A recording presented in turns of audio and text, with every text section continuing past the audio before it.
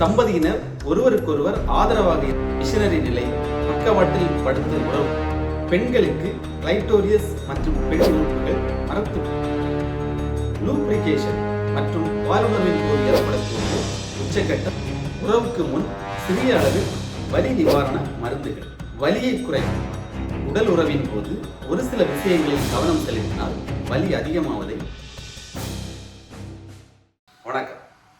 நமது கீழ் முதுகில் ஏற்படக்கூடிய டிஸ்கில் ஏற்படும் தொந்தரவுகளால் கடுமையான இடுப்பு மற்றும் முதுகு வலியினால் பாதிக்கப்பட்டவர்களுக்கு பாலியல் செயலிழப்பு, அதாவது செக்ஷுவல் டிஸ்ஃபங்க்ஷன் ஏற்படுமா என்பது குறித்து இந்த வீடியோவில் டீட்டெயில்ஸாக பார்க்க போகிறோம்.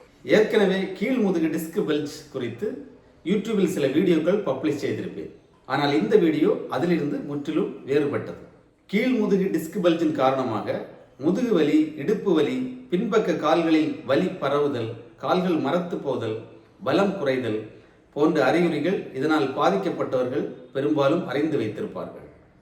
ஆனால் கீழ்முதுகில் ஏற்படும் டிஸ்க் பெல்ஜ் காரணமாக பாலியல் செயலிழப்பு ஏற்படுமா என்பது குறித்து பெரும்பாலும் அறிந்திருக்க வாய்ப்பு குறைவு. சமீபத்திய ஒரு ஆய்வு அறிக்கையில் டிஸ்க் பெல்ஜினால் ஏற்படும் கடுமையான முதுகு மற்றும் இடுப்பு வலியினால் பாதிக்கப்பட்ட, அதாவது ஆண் பெண் வேறுபாடின்றி சுமார் 72% மக்களுக்கு ஏதாவது ஒரு வகையில் பாலியல் செயல் குறைபாடு ஏற்படுகிறது என்று தெளிவுபடுத்தி இருக்கிறது. கீழ் முதுகில் ஏற்படும் லம்பார் டிஸ்க் பெல்ஜினால் எப்படி எந்தெந்த மாதிரியான பாலியல் செயலிழப்பு உங்களுக்கு ஏற்படலாம் என்பது குறித்து அடுத்ததாக டீட்டெயில்ஸாக பார்க்கலாம். ஃபர்ஸ்டா நர்வ் கம்ப்ரஷன். ஆண் பெண் இரு பாலாருக்கும் பாலின உறுப்புகளுக்கு செல்வது புடண்டல் என்று சொல்லக்கூடிய நரம்பு. நமது கீழ் முதுகில் உள்ள டிஸ்க் விலகி இந்த நரம்புகளில் அழுத்தம் ஏற்பட்டால் மூளையில் இருந்து செல்லக்கூடிய உணர்வுகள் பாலின உறுப்புகளுக்கு செல்லாத நிலை ஏற்படும். இதன் காரணமாக ஆண்களுக்கு ஆண் உறுப்புகள் முழுமையாகவோ அல்லது பகுதியாகவோ மரத்து போதல், விரைப்புத்தன்மை குறைதல் போன்ற அறிகுறிகள் ஏற்படலாம். பெண்களுக்கு கிளைட்டோரியஸ் மற்றும் பெண் உறுப்புகள் மரத்து போகலாம். லூப்ரிகேஷன் மற்றும் பாலுணர்வின் போது ஏற்படக்கூடிய உச்சகட்டம் பாதிக்கப்படலாம்.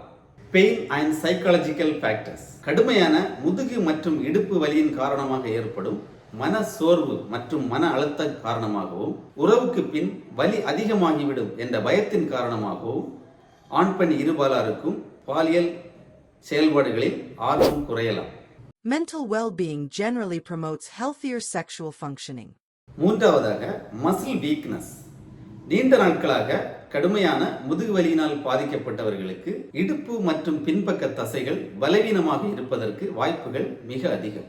இதனால் ஆண்களுக்கு ப்ரீமெச்சூர் எஜாகுலேஷன் மற்றும் எரெக்டைல் டிஸ்ஃபங்க்ஷன் ஏற்படலாம். பெண்களுக்கு பாலின கிளர்ச்சி, எரோசல், லூப்ரிகேஷன், ஆர்கசம் போன்றவையும் பாதிக்கப்படலாம்.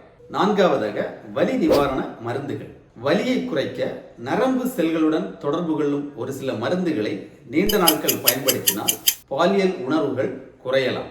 வலி நிவாரண மருந்துகளை தொடர்ந்து உட்கொள்வது தவிர்க்கப்பட வேண்டும். டிஸ்க் பிரச்சனைகளால் வரும் வலியை குறைக்க இந்த வலி நிவாரண மருந்துகள் பெரும்பாலும் உதவுவதில்லை.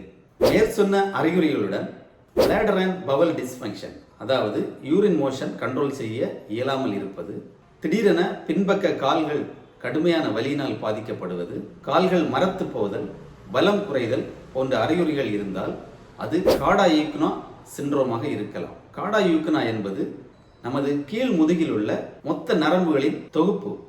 நமது கீழ் முதுகில் உள்ள டிஸ்க் விலகி இந்த நரம்புகளில் ஏதேனும் அழுத்தம் ஏற்பட்டால் நான் மேற்சொன்ன அறிகுறிகள் உங்களுக்கு ஏற்படலாம்.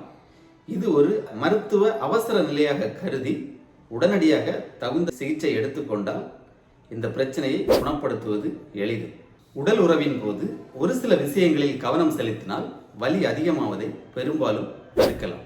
மென்மையான மேற்பரப்பில் படுத்துக் கொள்வது மற்றும் மிக அதிக குஷன் உள்ள மெத்தையில் தூங்காமல் இருப்பது, மேலும் வலி உள்ள பகுதிக்கு அதிக அழுத்தம் வராத நிலையை தேர்ந்தெடுப்பதும் நல்லது.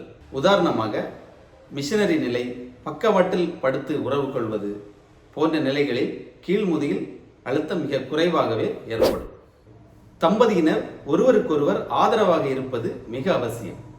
உறவுக்கு முன் சிறிய அளவில் ஸ்ட்ரெச்சிங், தசைகளை இலகுவாக்கும் பயிற்சிகளை செய்வது வலி அதிகமாவதை தடுக்க பெருமளவு உதவும். ஒருவேளை உறவுக்கு பின் வலி அதிகமாக இருந்தால் பனிக்கட்டியால் கீழ் முதுகு பகுதியில் குறைந்தது 15 நிமிடங்கள் ஒத்தடம் கொடுத்தால் வலி நன்றாக குறையும். தீவிரமான டிஸ்க் பல்ஜின் காரணமாக அதிக வலி இருந்தால் உறவை கண்டிப்பாக தவிர்ப்பது நல்லது. Early prevention avoids later suffering. இதுபோன்று முதுகுவலி மற்றும் டிஸ்க் பல்ஜ் வராமல் தடுக்க வாரத்திற்கு 4 நாட்களாவது ஸ்ட்ரெச்சிங் அல்லது ஸ்ட்ரென்தனிங் எக்ஸசைஸ், தசைகளை வலுவாக்கும் மற்றும் இலகுவாக்கும் பயிற்சிகளை செய்வது நல்லது.